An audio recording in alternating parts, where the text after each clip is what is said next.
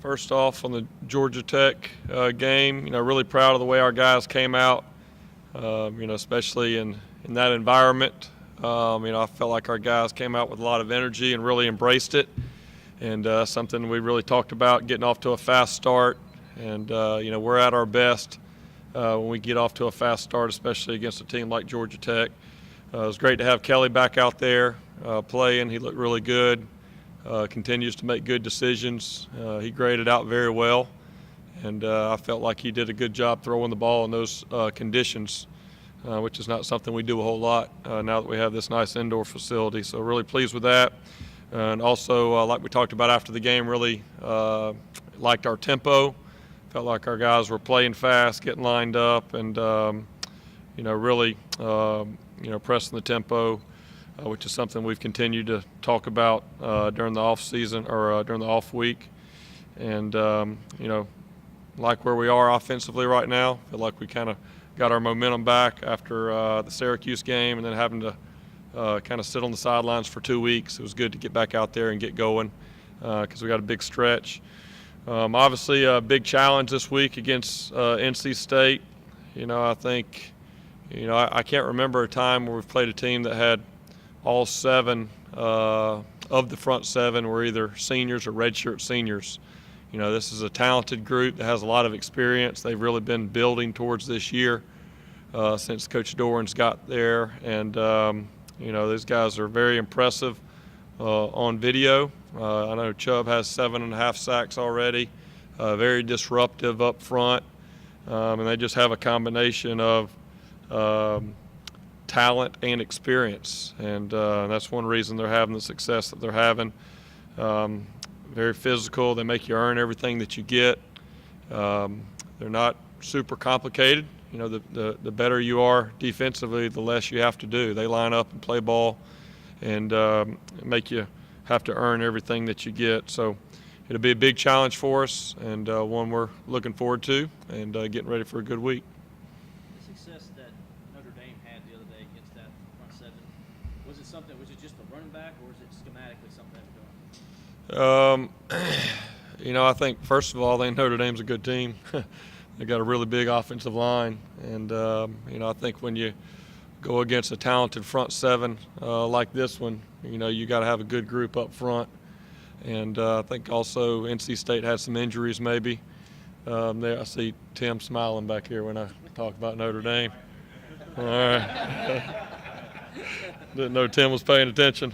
But I think NC State might have had some guys, defensive line men that had to come out, and so they got a little bit maybe worn out in the second half. But really it was just, a few big plays. But, when you watch their season as a whole, they've done a really good job, and they've had success for some talented offenses this year. But biggest thing is it's going to be a big challenge for our guys up front. I like our guys up front. I feel like we've done a good job running the ball, and this is going to be a team that's really going to challenge that. So I think that's going to be a good matchup. Jeff, how much is there to being battle tested the way you guys have been, not only the last couple of years, but even this year, playing those top 15, top 20 teams, and even a couple of their places? Yeah, it's it's kind of become the norm for us, and that's a great spot to be in. We've had to go on the road and play some talented teams already, and I think it's really it really goes back to the mindset that Coach Sweeney and our staff have really worked hard to get these guys to buy into, that it really is not about the opponent, it's about ourselves. And because if you get to a mindset where you're trying to play up to a certain opponent, you're not going to be able to be as successful on a consistent basis maybe as we have been. And so our message this week is really no different than it's been any week. I mean, our guys know what's at stake. They know it's a game that's going to have a major impact on our next goal, which is to win the division. But I think there's a lot of confidence by our guys that we've been in these kind of games before, and I think our guys know the formula. And if we take care of the ball and control the things that we can control, then we've got a great opportunity. You had ball players catch a pass the other night. How much of a luxury is that to have so many guys and defense not being able to key on every one guy? I think that was really good. I mean, I think in pregame I was worried if we'd have one person with a catch. That ball was bouncing around all over the place and was really slippery. And, I was definitely pleased with the way that our guys, a couple plays that get forgotten in the game is Trevion Thompson on a big third down on a drive that we ended up going to score a touchdown. And then also on that same drive, I believe Hunter Renfro had a play. And, they were not easy catches, especially in a wet game like that. And Kelly did a good job of being able to throw the ball with a wet ball. And I felt like our guys, for the most part, did a good job catching it. And had a few that I felt like we could still have made that really would have put an exclamation mark on it. But, I think overall having 12 guys touch the ball, I think that really kind of speaks to who we are this year. And, one of our strengths is our depth. We lost some talented guys, but we have, I think, more numbers than we've had in the past. And, I think that's going to continue to help us, especially as we get ready for this stretch here these next few weeks. You started the game off basically the same play, quick route to Dion Kane. Was that part of the script, or did y'all decide to attack that corner when you saw one? Yeah, I think we spend several hours on Thursday morning as an offensive staff really deciding what our opening calls are going to be. Our first 9, those are really first and second down. Third down kind of takes you off of that. And, the biggest thing is we want to be able to play fast. And, some of those plays were run-pass options.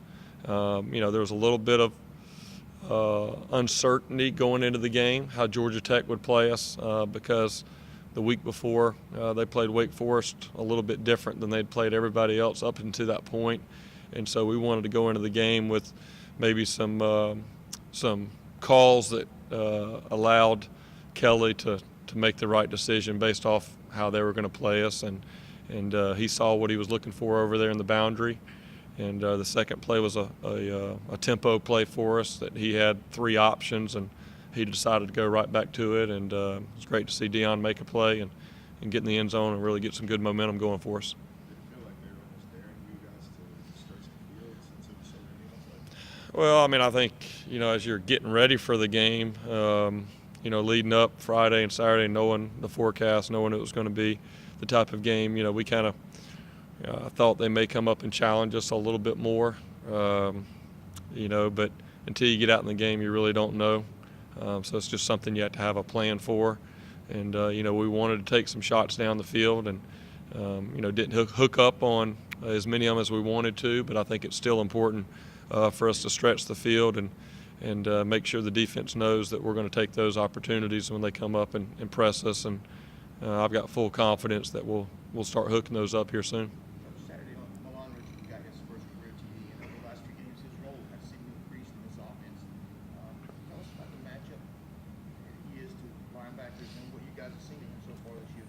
Confidence to start giving the ball. I think Milan is no different than a lot of our guys that are getting some opportunity this year for the first time, and now you're getting into that 7th and 8th week, second half of the season. I think just his confidence, he's playing faster because he's got some experience under his belt. He knows what he's doing, and we had a couple plays there designed for him, and that was a big play that he made.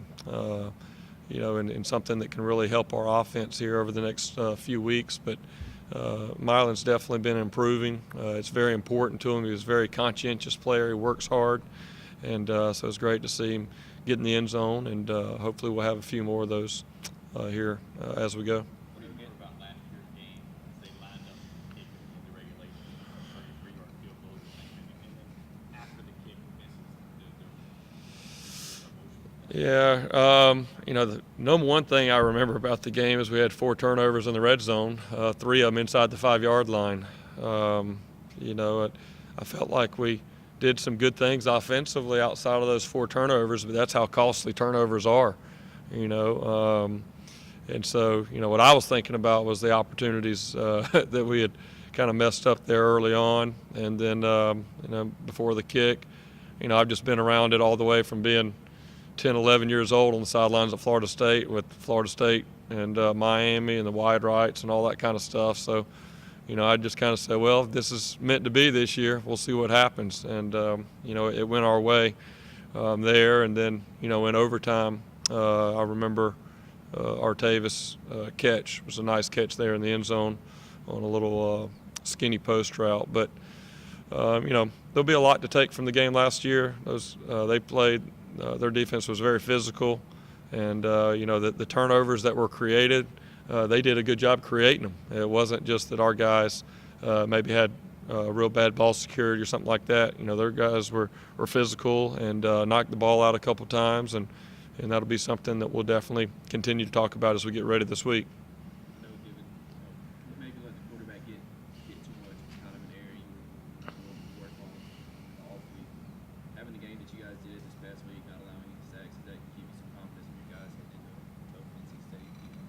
Yeah, that's definitely was a positive because Georgia Tech, they had some good guys up front, defensive end, that have gotten in the backfield against a few of the teams that they've played. And so, I was pleased. We had no sacks. I believe we had 5 TFLs, tackle for loss. 2 of them came with the high snaps there at the end of the game. And then, there's 3 more that we looked at and, we'll coach off of. But, I think it's a combination of Kelly being able to move around a little bit and then our guys being able to communicate and execute up front. And that definitely was a positive last week and be critical this week. I mean, watching the Louisville video, NC State's defensive front did a good job of,